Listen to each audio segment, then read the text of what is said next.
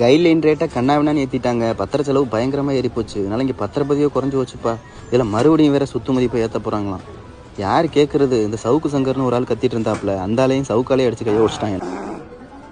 என்னண்ணே போன வருஷம் பத்திரம் போடுனீங்க, இப்போதான் வந்திருக்கீங்க? ஆமா தம்பி, எழுதி கொடுக்குறாலே இறந்து போனாரு. வாரி சர்டிஃபிகேட் எடுக்கக்குள்ள மயங்காரு பாரணி போயிட்டாப்புல. இப்போதான் வந்திருக்காங்க. எழுதிடலாமா? பத்திரம் போட்டுடலாமா? கொடுங்க.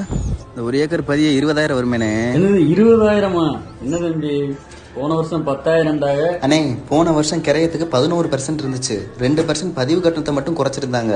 ஆனா போன வருஷம் உங்க இடத்தோட மதிப்பு ஏக்கர் வெறும் 60,000 தான். இப்போ ஏக்கர் 2 லட்சம் ரூபா. அரசு வழிகாட்டி மதிப்பு உயர்த்திட்டாங்க. 2 லட்சம் ரூபாய்க்கு 9% எவ்வளோ? 18,000 ரூபா.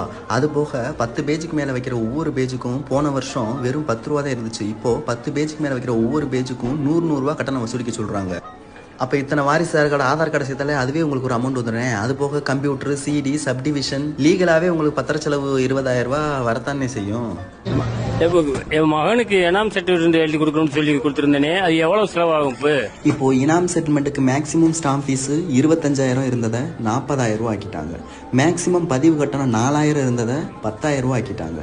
உங்க சொத்து மதிப்பு கிட்டத்தட்ட நீங்க 50,000 ரூபா கவர்மெண்ட்டுக்கே கட்ட வேண்டியிருக்கும். இவ்வளவுலாம் செலவுன்னு சொன்னா நாங்க ஏழைப்பாளைகள்லாம் கஷ்டப்படுறவங்க எப்படி பத்திரம் போட முடியும்? பத்திரம் போடுறதுக்கே பாதி சொத்தை வைக்கணும் போலயே.